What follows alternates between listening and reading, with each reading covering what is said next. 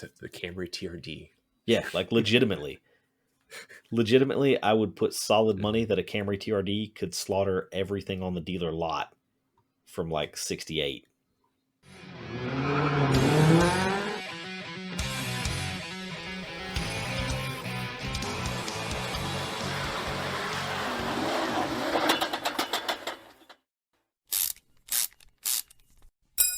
Maybe even an Odyssey Outside minivan. maybe the Dart super stock. Yeah. And even that wouldn't be a huge one, right? Well, I mean, you got something from factory that runs 11s, and Camry does not run 11s. did But it run 11s? the super stock was also kind of it should have. Like that was an elephant motor. That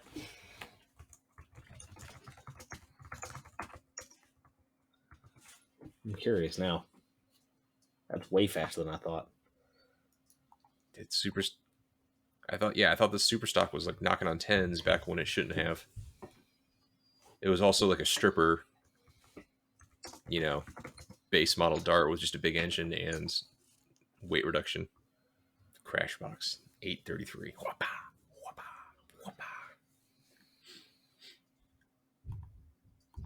whoppa. The Hemi Dart could be optioned with either 727 torque plate automatic with a 486 final drive or a 3-speed manual, which utilized a 488 gear and a Dana 44 heavy duty axle. That's pretty obnoxious. The car did one thing. And it did it really well. Right? A 433 gear on a 20. What would that be? A 28-inch radial? Yeah. Probably maybe even a 26-inch radial. Yeah, it did one thing really well.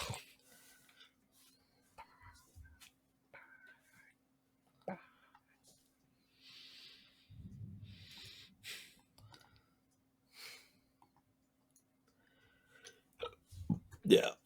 That's pretty nuts. That's faster than I thought they were. That's why I like the Dodge Dart Super Sport or Super Stock. I feel like it's kind of a factory the coolest, freak, though. the fastest muscle car. It wasn't technically so.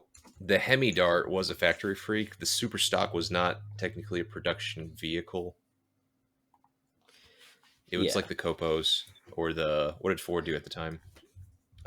It was like you had to be in drag racing and then like know people to get that combination.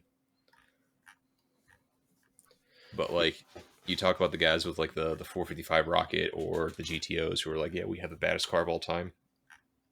Nope, you did not.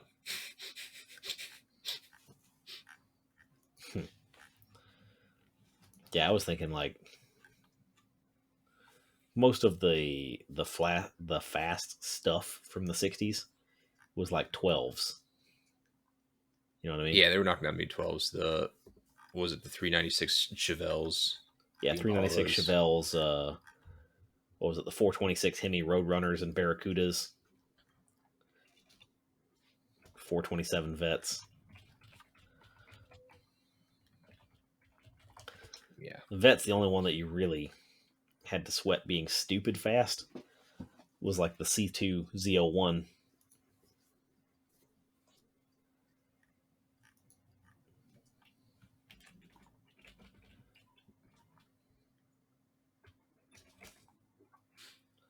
Was that like the big block one or something?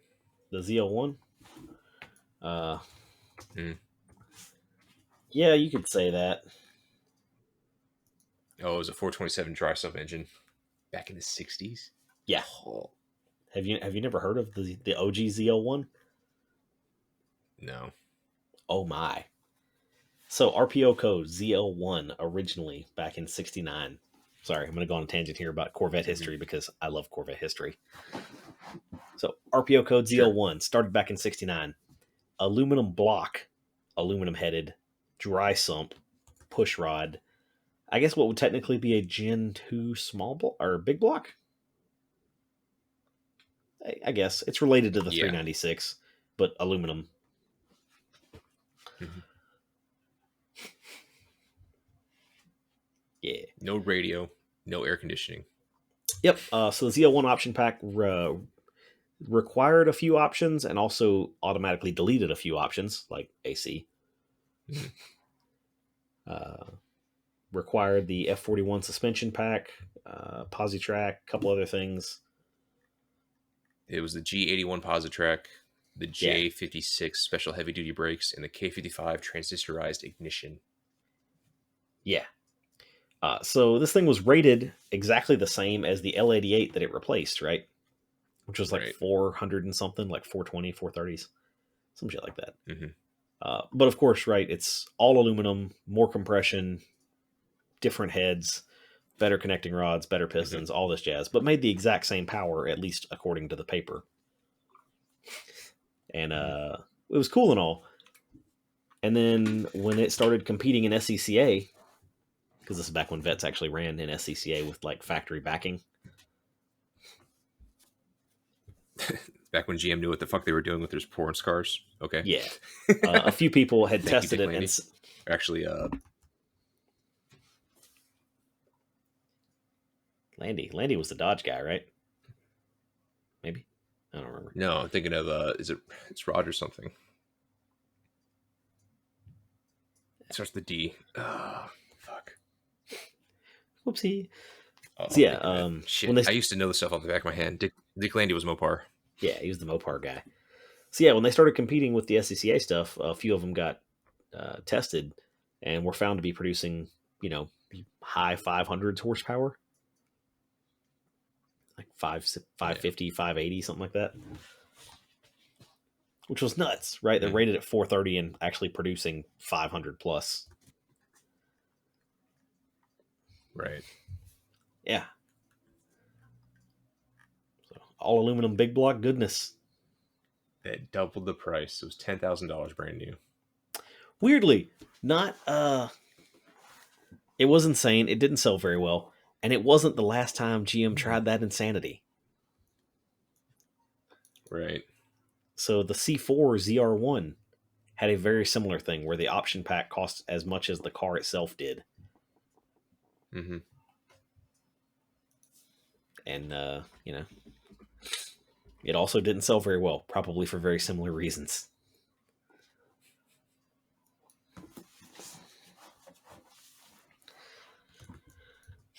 But yeah, random tidbit of there, in case you've never seen it. That's where the RPO code ZL1 came from. Yes. All right, Smarty Pants. Where did the 1LE come from then? The one that actually matters. The one that I care about. I mean, you might care. ZL1 is the GM history of overwhelming power.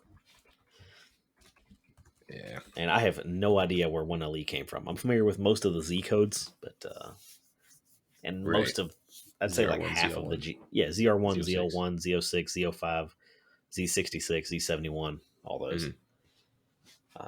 Z71, yeah. Is there Z51 as well? Yes, And a Z51 is a Corvette pack. Yeah. Z51 for the last 2, maybe 3 generations of Corvettes was the performance handling pack. So, stiffer sways, stiffer springs, better shocks, all that jazz.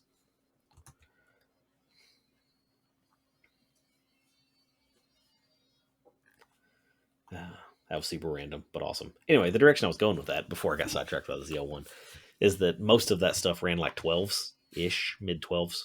The ZL1 was a special case. They ran like 11s, high 11s, but that's also a case where the rated horsepower number was complete and utter garbage, and everyone knew it. Yeah. But as compared to that, all that stuff from the 60s running mid 12s, maybe low 12s on a good day. Want to take a gander what the current Mustang GT with the 10-speed runs? So we're talking about like the 460 horsepower.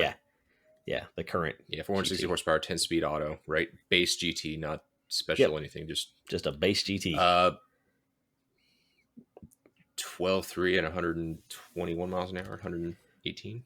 That's pretty close, but slow. They're fast. Yeah. I'll take that back. Road and Track test car did have an option. It had the summer tire option, so it's not completely base. It's got summer tires. Okay. 11.8 at 131.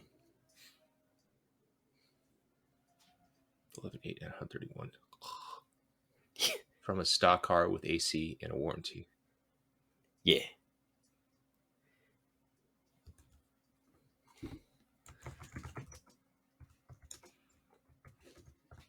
Yeah. Current performance stuff, as to allude and reinforce your point earlier. Current performance stuff is full dumb fast. Okay. I got a brief history of the 1LE package. Oh, nice. For those of us that actually care, who are not Steven. Oh, I definitely care. So the 1LE was actually a secret package from Chevy that was born out of the 80s Camaros, specifically the IROC, back when, Chevy was actually doing stuff in IMSA and SCCA. And it wasn't really known well about because they were afraid that people were complaining too much about the stiff ride. However, you could take your post-production vehicle back to the dealership and have them put on the 1LE stuff to go out and, kick rocks. And it involved all the stuff that you expect the 1LE stuff to have, which is bigger source brake route, calipers and rotors, better flowing exhaust, engine oil cooler, fog lamp delete, more power, blah, blah, blah. And then in the mid to late 80s, they actually announced it as an actual thing for the Camaros, and it went all the way up through the 90s Camaros as well. Nice. The 1LE just became the performance suspension package. So not as old as the, what'd you say, the ZL1? ZL1, package. Yeah. Yeah. Man, what happened in Chevy in the 90s?